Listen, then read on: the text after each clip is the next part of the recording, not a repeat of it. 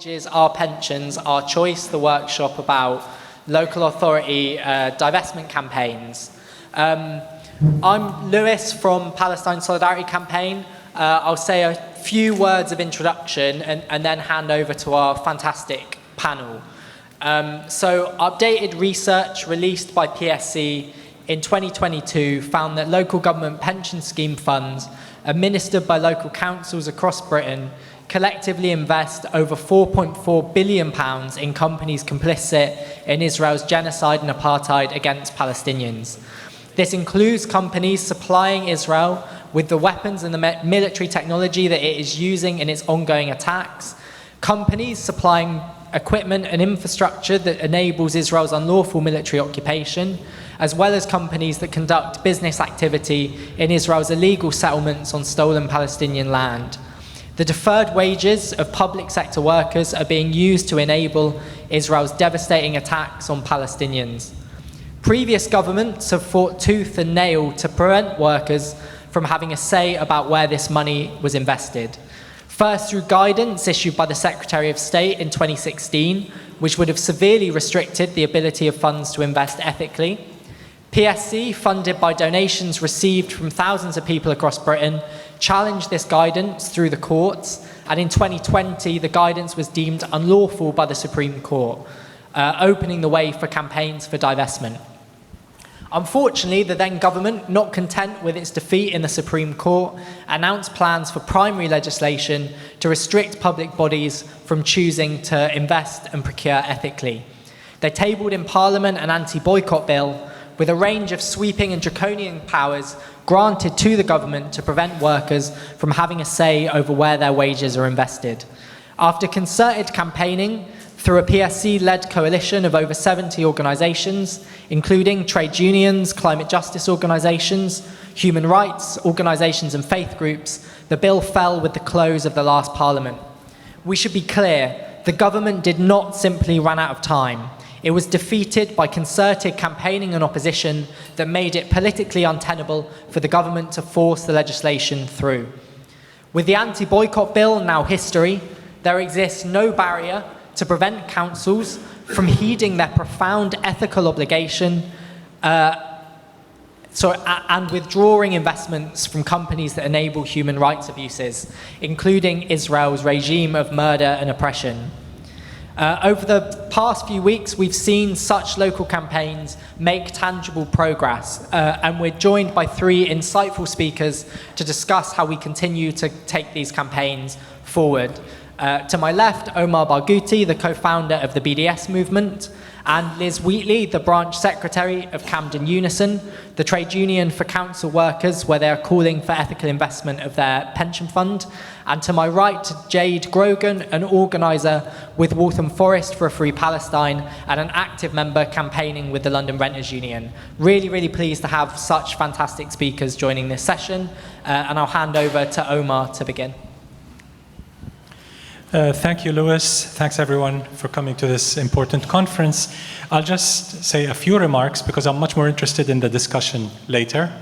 I want to start with the point that has come up quite frequently in discussing BDS in the UK, in Europe, and many other places, which is we want to do the right thing.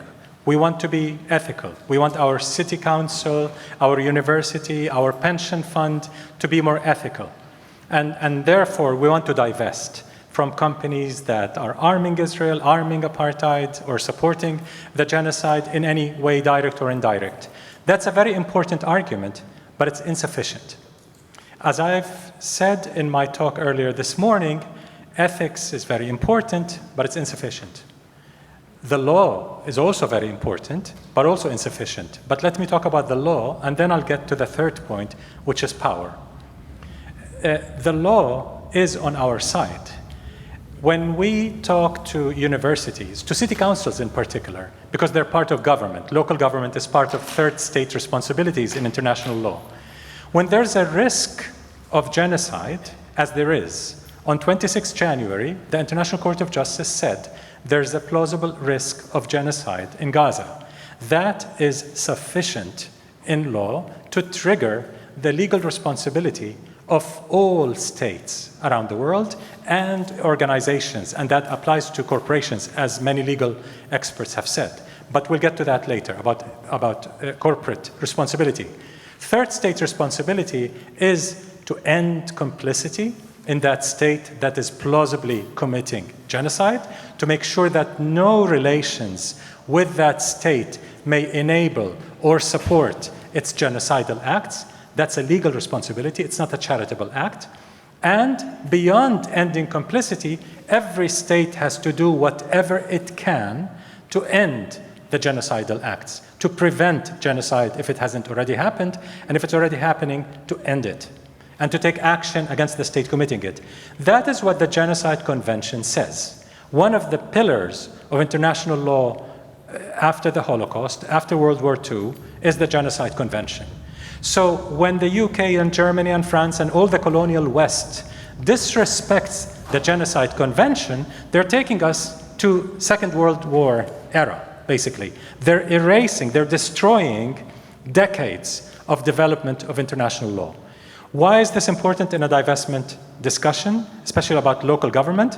Because it is not just the ethical thing to do, it's the legal thing to do.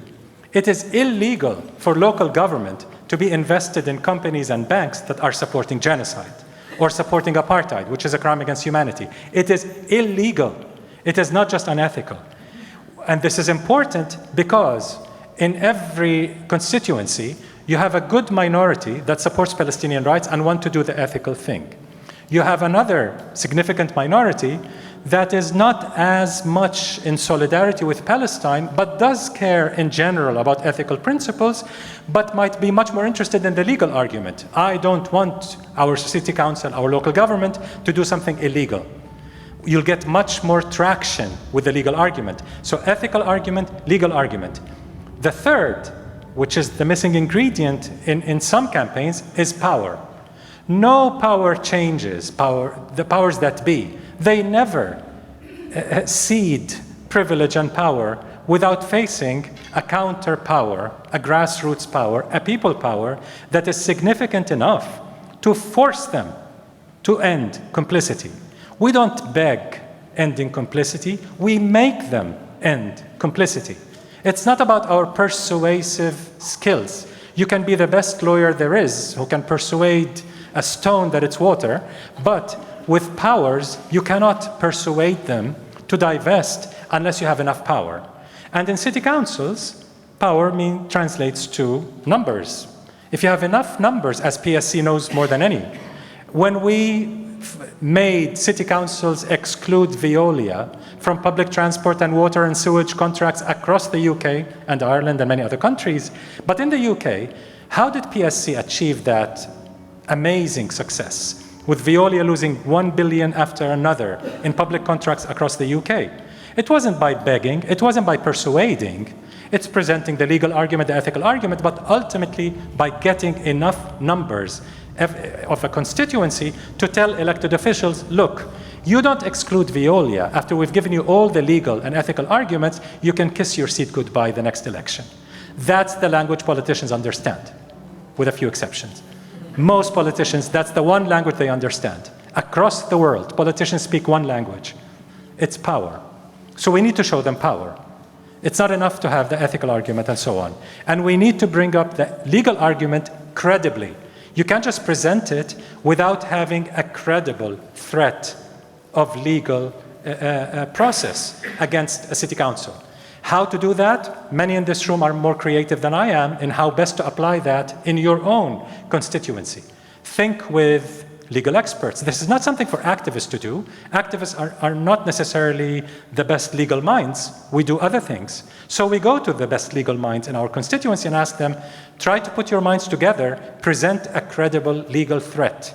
What is the vulnerability in this city council? What's the weak point in which we can attack legally? Can we actually take our city council to court? Because it's violating international law, which is, yeah, we have news to them, above British law. And European law is also above British law. And despite Brexit, the UK is accountable to the European Convention on Human Rights. So let's also remember that, because many in the UK, unfortunately, do not remember that. despite Brexit, the UK is still part of the European Convention on Human Rights. So let's use the legal tools. So the ethical tools, the legal tools, and ultimately it's about coalition building, intersectional coalition building, building people power to challenge the powers that be. Finally, I want to say, as I said earlier this morning, Palestinians want two things of everyone who does care. Promote our rights, defend our rights under international law, ending the occupation, ending apartheid, the right of refugees to return. That's not negotiable. Those are basic rights under international law. Second, end complicity as much as you can in your sphere of relative influence, in your trade union, in your city council, in your university, in your hospital, wherever you may be, in your school district. What can you do without incurring undue harm to yourself? So if you're in a precarious situation, you don't have residency status, you don't have to be in the forefront. You can do a lot of support work in the background, so you don't put yourself at risk. And we always have to be ethical with our movement. We don't put people at risk when they're in precarious situation. I once said in a Dutch meeting, put the blonde people in front in a demonstration, in a peaceful occupation action, put the white blonde people in the front. You know, women in hijab, don't risk it. The police don't like visibly looking Muslims. So I mean, we have, it's a joke, but we have to protect ourselves. We cannot put people at risk. So this is to end. It's about building power in an ethical way to make those city councils, those institutions divest. Divestment is a legal duty. It's a profound ethical obligation, but we need to make them do it. Thank you.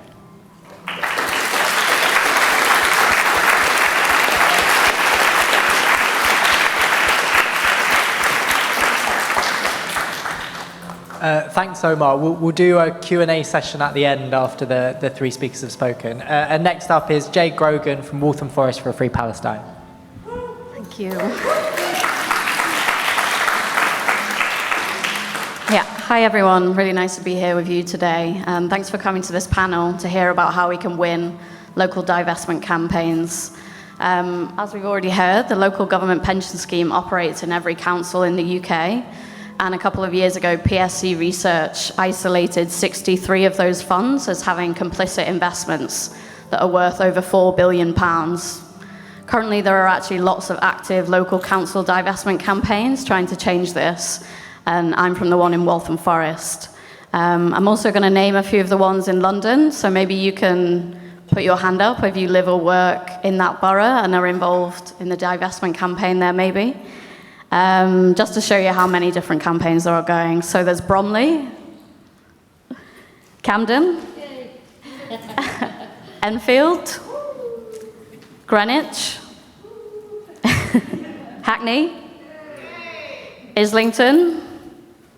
Islington has had a big win recently, but shame they're not here. Lewisham, Southwark, Sutton. Oh, great. Waltham Forest is obviously me and some of my friends here. Wandsworth, Westminster, and maybe some others that I don't know about. Tower Hamlets, sorry. Lambeth. That's actually on here. I missed it out for some reason. Okay, great. So these councils and many others across the UK collectively invest billions of pounds via their pension funds in companies that we've heard arm and make possible Israel's crimes of occupation, genocide, and apartheid. The group I'm from, Waltham Forest for a Free Palestine, was actually started late last year in November by local residents and community organisers in Waltham Forest. A couple of my fellow organisers are here as well today with me. Initially, we started our group to protest our local Labour MP's silence on Israel's genocidal violence in Gaza. After sustained pressure of local protests, constituent emails and phone calls, the Leighton and Wanstead MP at the time did eventually do the bare minimum of what was being asked of Labour MPs, which was to call for a ceasefire. This early achievement taught us that we could win in our local area by mobilising a community of people who wanted to act and say, not in their names, to the British state. After our win, a few of us got together in a Palestinian cafe on a Sunday afternoon in Waltham Forest to reflect and chat about what we could campaign on next. Heeding the call from Palestinians to boycott, divest, and sanction, we discussed campaigning to make Waltham Forest an apartheid-free zone via local shops whose windows were already adorned with Palestinian flags. We talked about the Labour Party's silence in our local area amongst its MPs and councillors, and someone mentioned the Waltham Forest local government pension scheme and its likely ties to complicit funds. We did some searching and came across the Palestine Solidarity Campaign's LGPS Divest website and chose our borough from its drop-down menu of complicit local government pension scheme funds. At that time, Waltham Forest came up as having £18.7 million invested in complicit companies, which included over £7 million in companies like Ultra Electronics and Kenring Group, who are two of the world's largest arms companies, over £7 million in L3 Technologies, who create surveillance and checkpoint technology, nearly £1 million in Almabal Corps, who supply internationally banned chemical weapons like white phosphorus, and then over £2 million also in Booking.com, who list properties and rental properties on stolen Palestinian land. And we now know that actually that figure has gone up to 4 million, so that's still a target that we need to focus on. But after this meeting, we quickly adapted into being a local campaign solely focused on divestment from these companies, and we partnered with local groups, including Waltham Forest Palestine Solidarity Campaign, who had raised the issue of divestment a few years earlier with the council. Together, we started actively reaching out to local residents in Waltham Forest who were united against apartheid in Palestine to tell them about the millions of pounds invested in these companies. As each council in this country is responsible for its pension fund investments via a specific pensions committee, we figured that the Labour-led council in Waltham Forest and its members would be a key focus of our campaign. But with mostly silence and inaction from those in positions of power, we knew we would only be listened to if we mobilised a huge number of people to support our campaign goal. In Waltham Forest, 3,000 signatures wins you a council debate on any petition, and every council has its own quota of signatures that you need to meet to win this full council debate, but you can check it on your websites.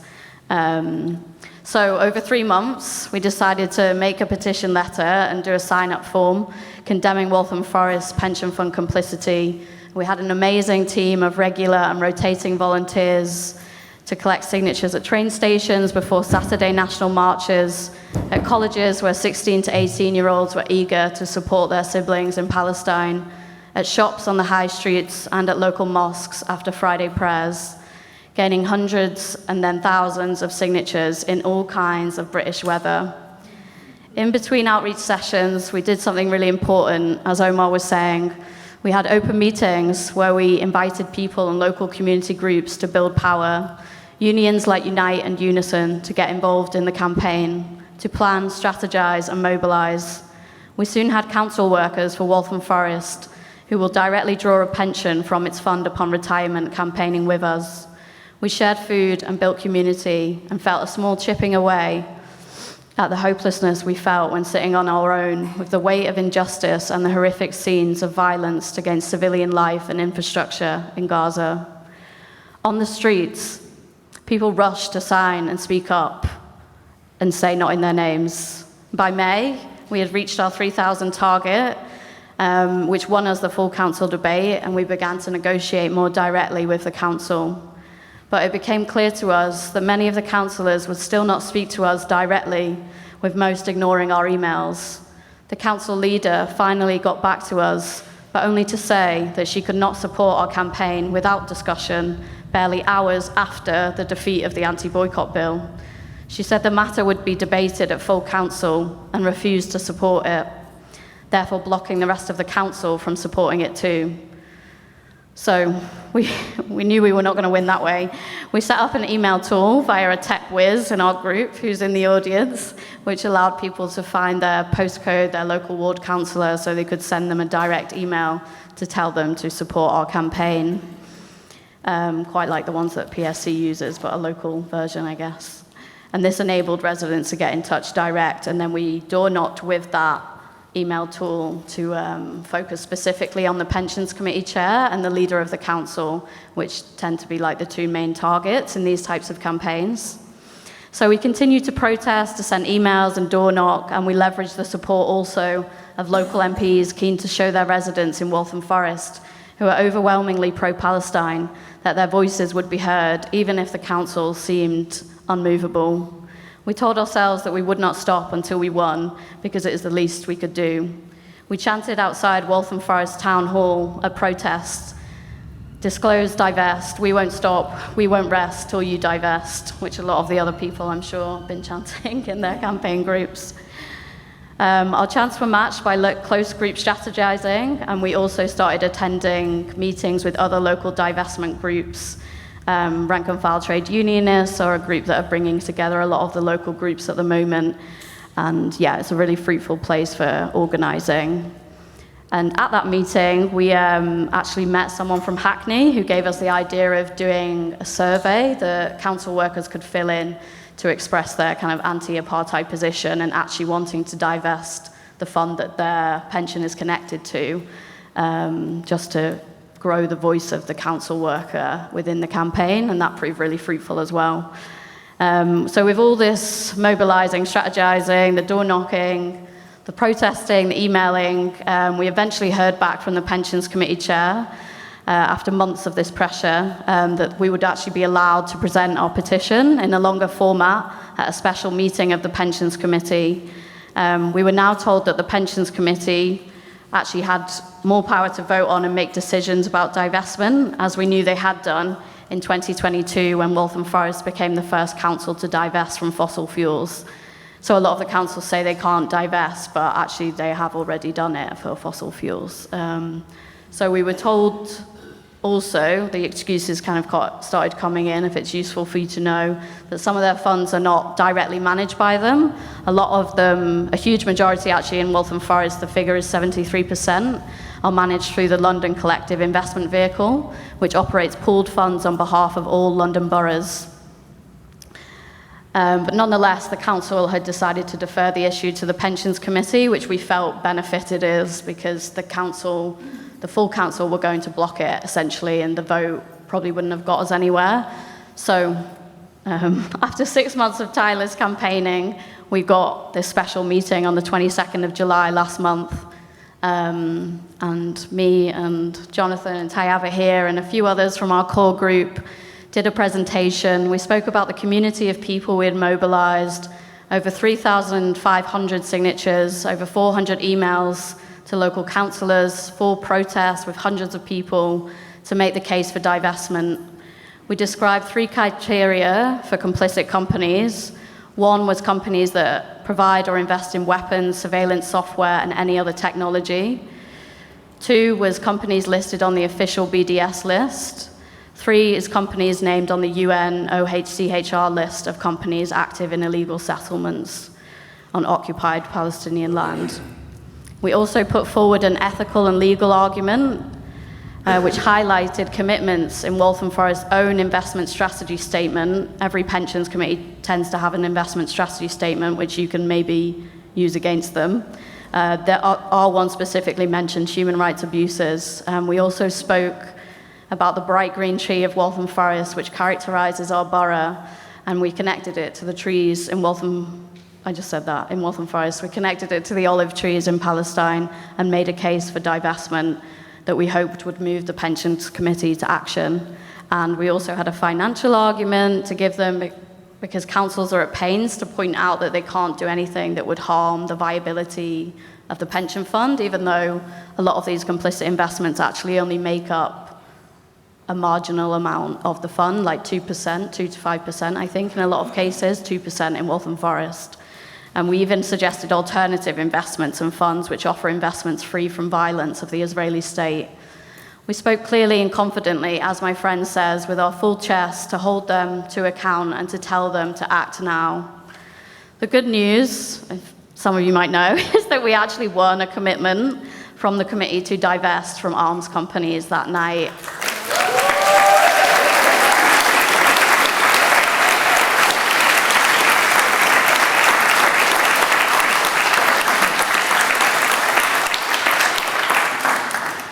Yeah, so they voted to expand their own ethical investment strategy to include divesting from arms companies specifically. Some members of the committee actually wanted to commit to more than just the arms company divestment and were amenable to our longer list of complicit companies as set out by the UN OHCHR. But excuses around timelines, criteria, and the London Civ were made. Representatives from the London Collective Investment Vehicle were actually also invited to the meeting and tried to blame the council for the lack of progress on divestment, as well as deferring to the companies their funds pool money from, and the pensions committee blamed them and their complicated funds with multiple companies and multiple clients back, and we were kind of sat in the middle for some of that. But the CIV did suggest if 6 councils can come together to request a fund that is focused on excluding companies complicit in human rights abuses and genocides, that they could make that happen. So that's going to be a key campaign for us going forward to make them follow through on that and join up with some other councils. But all in all, it feels like a good story for divestment, with Islington also having recently won a commitment to divest 2.6 million from companies on the UN OHCHR list. Campaigners at King's College London have announced divestment from arms companies this week, as well as the UK's biggest private pension fund committing to divesting £80 million from Israeli assets just this week as well. We're making clear and impactful wins, and there is a roadmap forward, and we will continue to campaign until divestment is won across all boroughs.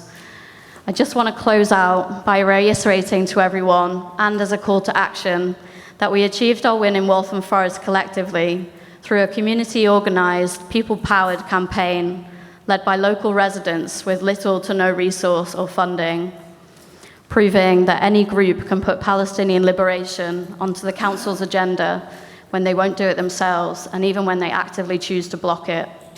In Waltham Forest this week, we marched against fascists and to condemn the attacks on Muslims, migrants, and the buildings which are meant to be a safe haven for them as a united community. After we were met with little to no resistance on the streets, we stood up taller and stronger. We breathed a sigh of relief. Over 200 people joined Waltham Forest for a Free Palestine to march with the 10,000-strong crowd in Walthamstow along Hoe Street. My fellow Waltham Forest organiser, who grew up in the borough, sent a message to everyone later that night, which sums up why we campaign for divestment in our local communities.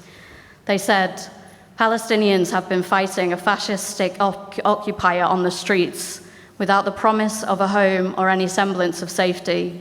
We show up for our community and for them, and we keep showing up until we are all free.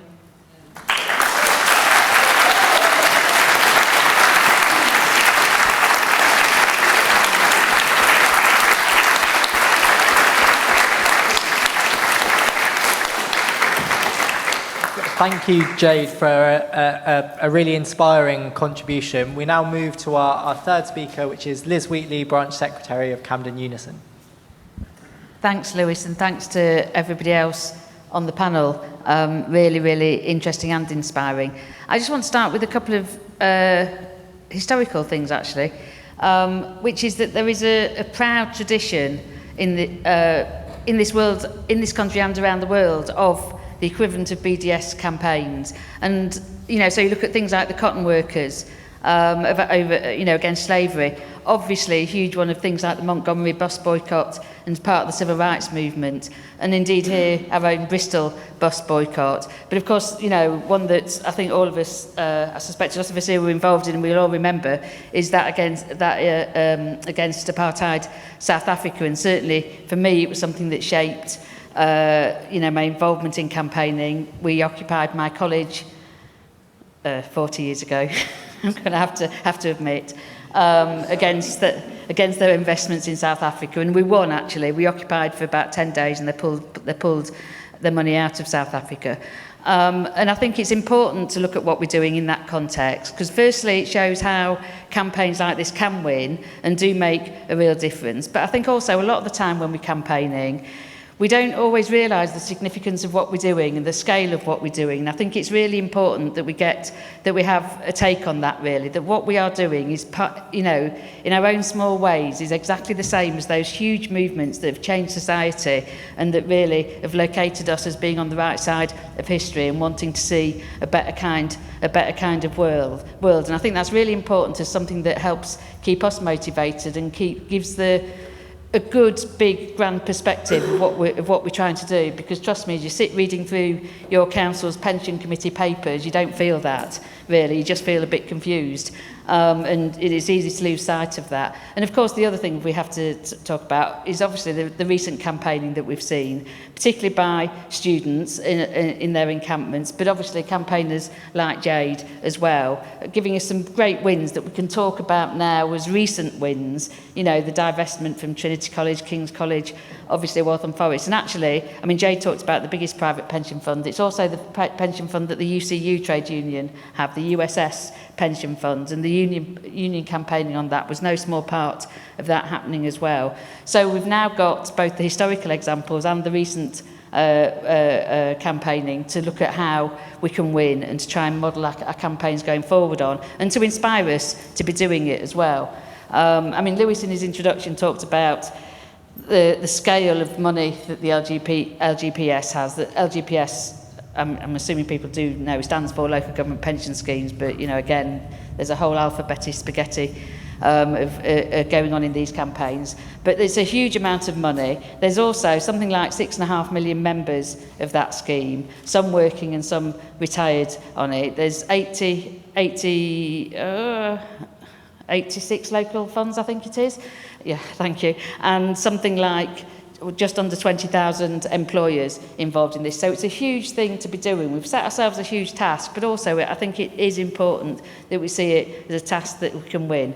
Now, I'm here speaking from my local trade union branch. I'll come on to another role right at the end.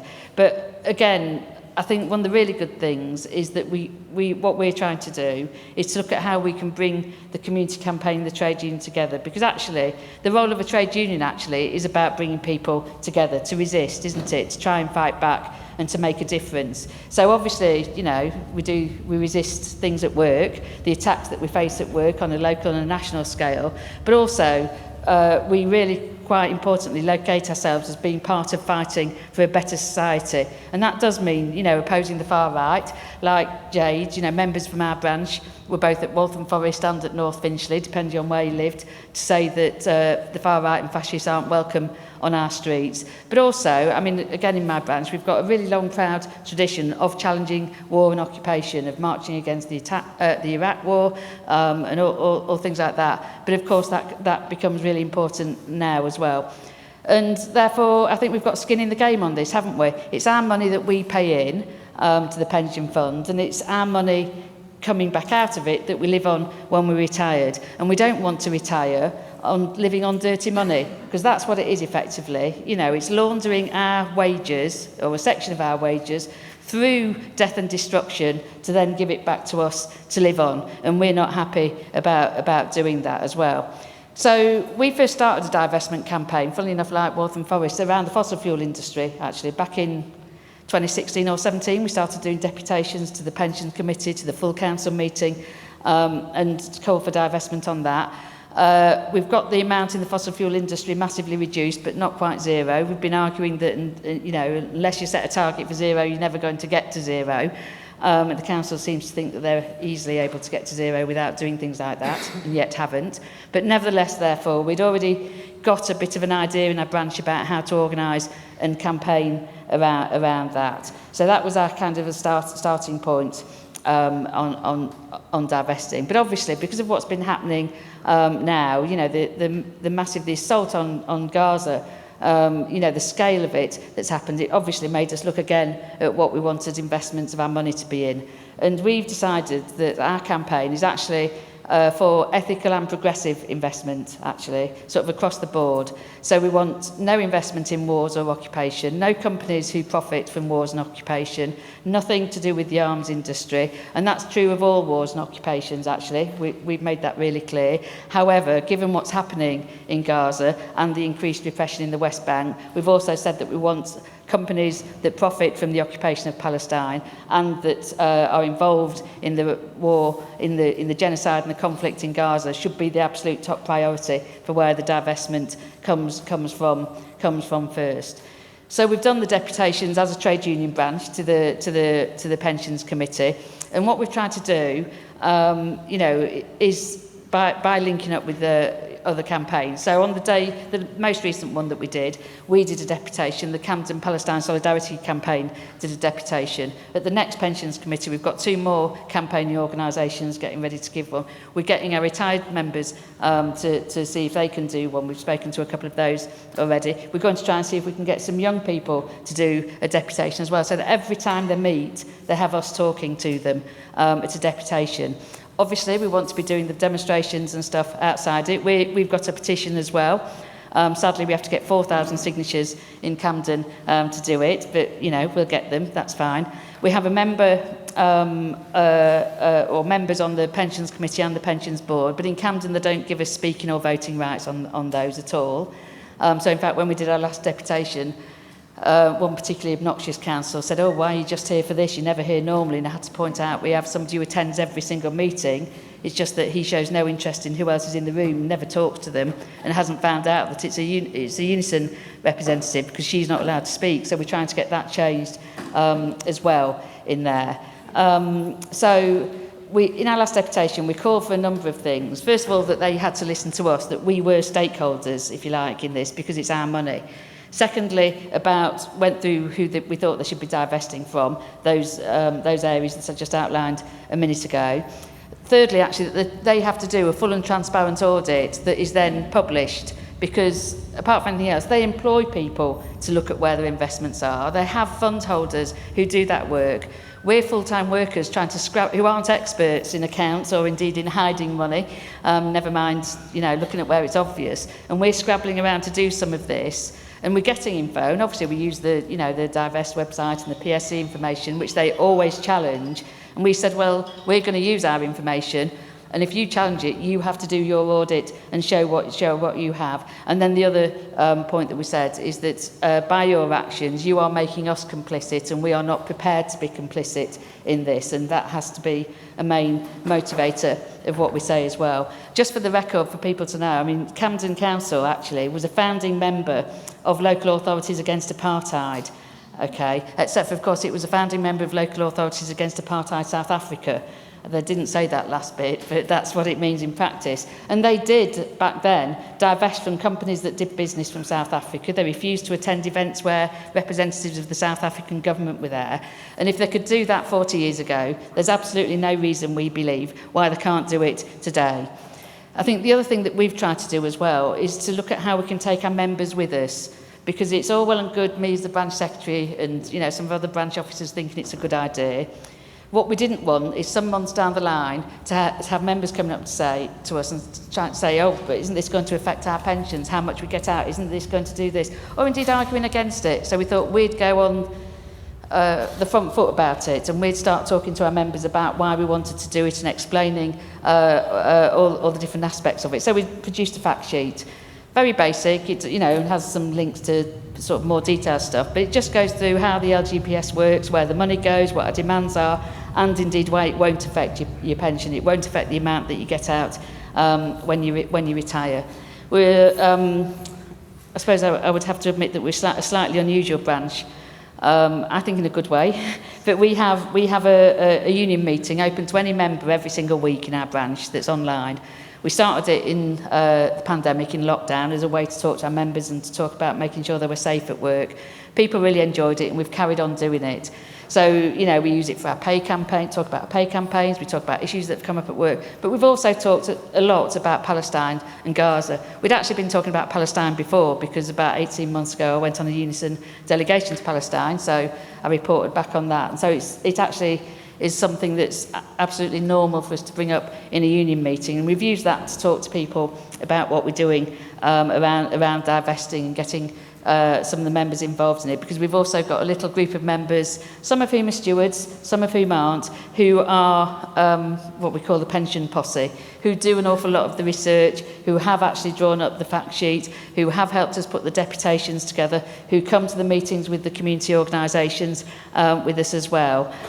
So you know, they talk in the union meetings about where we're at and what we want to do next, and what people can talk to their workmates about, which all helps in that as well. Is part of us building a bigger campaign inside the workplace as well.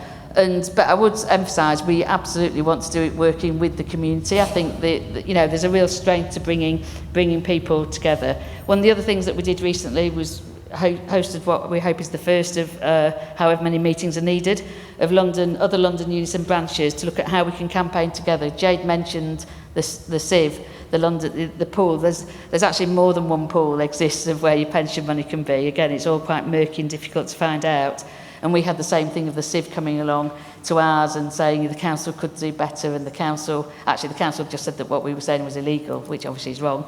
So we've set up a meeting for us to go and meet CIV people, actually, to get more information out of them, to see whether, you know, what we can do with them. But we held a meeting, you know, open to any London Unison branches who wanted to get involved in campaigning. We want to follow up doing that as well.